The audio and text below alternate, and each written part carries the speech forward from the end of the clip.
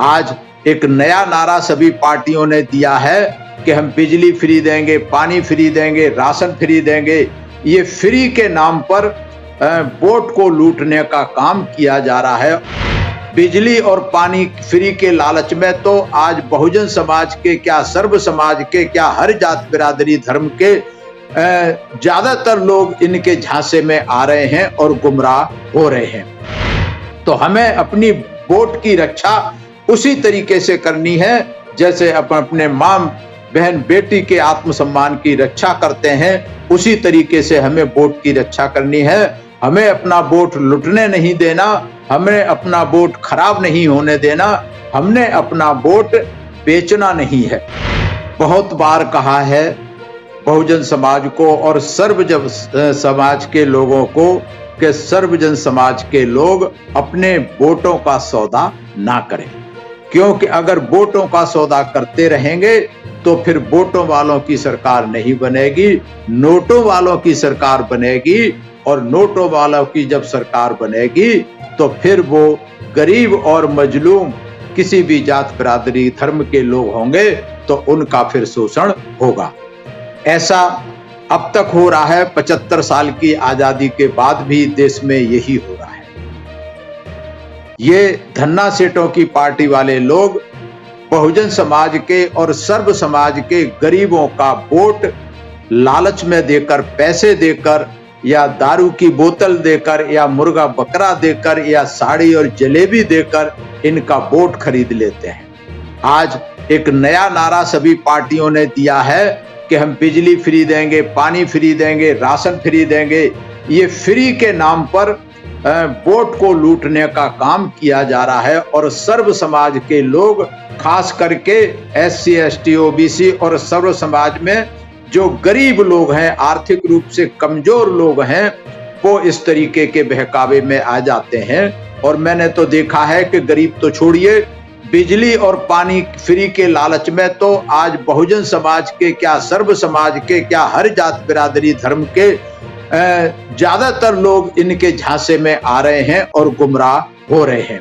इसलिए बहन कुमारी मायावती ने बार बार कहा है कि सर्व समाज के लोग अपने वोटों का सौदा ना करें, क्योंकि ये जो वोट का अधिकार है, एक वोट का अधिकार है, ये कोई ऐसे ही नहीं मिल गया।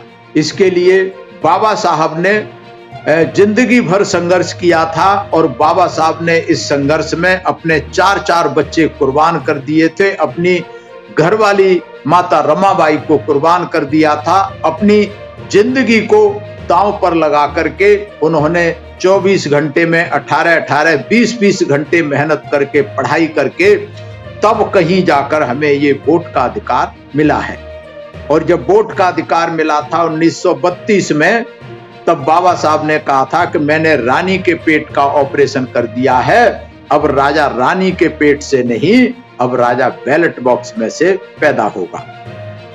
उस समय जब लोकतंत्र की बात आई, जब वोट की बात आई, तो कांग्रेस, गांधी एंड कंपनी के लोग ये चाहते थे कि इस देश में वोट डालने का अधिकार सिर्फ 3 तरीके के लोगों को हो।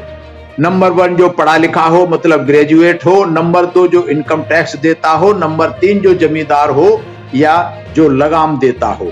अब आप सोचिए 1932 की बात है, 1932 में कितने ग्रेजुएट थे, कितने लोग इनकम टैक्स देते होंगे, कितने जमींदार होंगे। तब बाबा साहब डॉक्टर अंबेडकर ने कहा था कि गांधी और कांग्रेस के लोग तुम सीधे सीधे ये क्यों नहीं कहते कि इस देश में सर्व समाज के लोगों को वोट का अधिकार नहीं देना चाहते, गरीब आर्थिक रूप से कमजोर लोगों को वोट का अधिकार नहीं देना चाहते, अनपढ़ लोगों को वोट का अधिकार नहीं देना चाहते। बाबा साहब ने संघर्ष किया और अंग्रेजों को इस बात से राजी किया कि इस देश में जिसकी उम्र 18 साल हो गई है वो वोट डालने का अधिकारी है, चाहे वो राजा हो, चाहे गरीब हो, चाहे मजदूर हो, चाहे रानी हो, चाहे मेहतरानी हो। हर एक का एक वोट का अधिकार होगा और हर एक के एक वोट की कीमत भी होगी। ऐसा नहीं कि कोई जमींदार है उसके एक वोट की कीमत 500 हो जाए, गरीब की एक वोट की कीमत आधी हो जाए। हर एक का एक वोट और हर एक के एक वोट की कीमत 1। तो इस तरीके से जो हमें वोट का अधिकार मिला है, तो वोट का अधिकार हमें ये हथियार के रूप में मिला है। इससे हम अपनी जो है आर्थिक और सामाजिक और सांस्कृतिक अपने हालात को हम बदल सकते हैं। इस अपने मताधिकार का उपयोग करके हम अपने हाथों में अचूक अधिकार जो हमें सौंपा है उसका उस हथियार का हम बहुजन समाज पार्टी के पक्ष में उसका प्रयोग करके अपनी किस्मत बदल सकते हैं, अपने आने वाले दिनों की बदल सकते हैं, अपने आगे आने वाली पीढ़ियों की किस्मत बदल सकते हैं। इसलिए जो ये वोट का अधिकार है ये बहुत कीमती है। जब जब चुनाव होता है तो हर बार हर पार्टी ये नारा लगाती है कि अपना अमूल्य वोट देकर हमें विजयी बनाएं। हर प्रत्याशी यही कहता है, अमूल्य वोट देकर। लेकिन जो सर्व समाज के गरीब लोग हैं, जो बहुजन समाज के लोग हैं, इस अमूल्य वोट को औने पौने में बेच देते हैं, दारू के पौवे में बेच देते हैं, लालच में आके बेच देते हैं, या इनका वोट लूट लिया जाता है। डरा धमका के इनका वोट लूट लिया जाता है। जब बहुजन समाज पार्टी अस्तित्व में आई, बहुजन समाज पार्टी ने इसका चिंतन मनन किया, अध्ययन किया, तो बहुजन समाज पार्टी ने सबसे पहले ना बिकने वाला समाज तैयार किया। साहब कांसीराम कहते थे कि ना बिकने वाला समाज ही ना बिकने वाले नेता पैदा कर सकता है।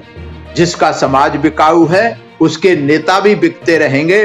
तो सबसे पहले बहुजन समाज पार्टी ने उत्तर प्रदेश में लोगों को समझाने का काम किया कि जो विपक्षी दल, जो शक्तिशाली पैसे वाले लोग डरा धमका के वोट को लूट लेते हैं या खरीद लेते हैं, तो हमें अपने वोट की रक्षा करनी है और उस तरीके से रक्षा करनी है कि जो बहन कुमारी मायावती ने, साहब कांसीराम ने कई बार कहा कि जो अपने वोट की रक्षा नहीं कर सकता वो अपनी माँ, बहन और बेटी की रक्षा भी नहीं कर सकता। तो हमें अपनी वोट की रक्षा उसी तरीके से करनी है जैसे अपने माँ, बहन, बेटी के आत्मसम्मान की रक्षा करते हैं, उसी तरीके से हमें वोट की रक्षा करनी है। हमें अपना वोट लुटने नहीं देना, हमें अपना वोट खराब नहीं होने देना, हमने अपना वोट बेचना नहीं है। जब बहुजन समाज पार्टी की ये बात उत्तर प्रदेश के लोगों को समझ में आई, तो फिर 17 साल के बाद बहुजन समाज पार्टी की एब्सोल्यूट मेजॉरिटी की सरकार 2007 से लेकर 2012 तक चली। और जब एब्सोल्यूट मेजॉरिटी की सरकार चली तो बहुजन समाज पार्टी और बहन कुमारी मायावती ने सर्वजन हिताय सर्वजन सुखाय के आधार पर नीतियां बनाई और इस उत्तर प्रदेश के आम आदमी के लिए, चाहे किसी भी जात बिरादरी धर्म का था, जितनी योजनाएं बनाई गई, जितने भी कार्य किए गए, वो सर्व समाज के हित को ध्यान में रखकर किए गए। जैसा पहले कभी नहीं हुआ, 2007 से पहले किसी भी सरकार ने ऐसे काम नहीं किए जो उत्तर प्रदेश में किए गए। आधारभूत संरचना के काम किए गए, शिक्षा, स्वास्थ्य, सुरक्षा और कानून और भ्रष्टाचार के लिए जो काम किए गए वो अद्वितीय है। देश के किसी भी मुख्यमंत्री ने आज तक 75 साल की आजादी में आज तक ऐसे काम नहीं किए जो बहन कुमारी मायावती ने किए। क्यों कर पाए?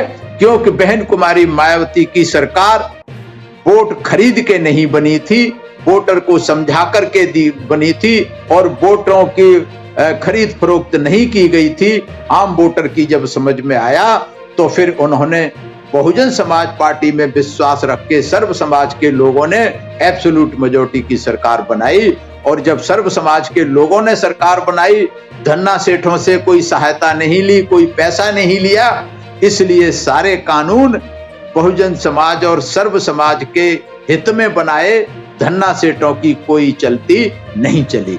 ये सिर्फ इसलिए कि बहुजन समाज पार्टी वोट वालों के आधार पर बनती है। जिसके वोट ज्यादा हैं उसकी सरकार बनी।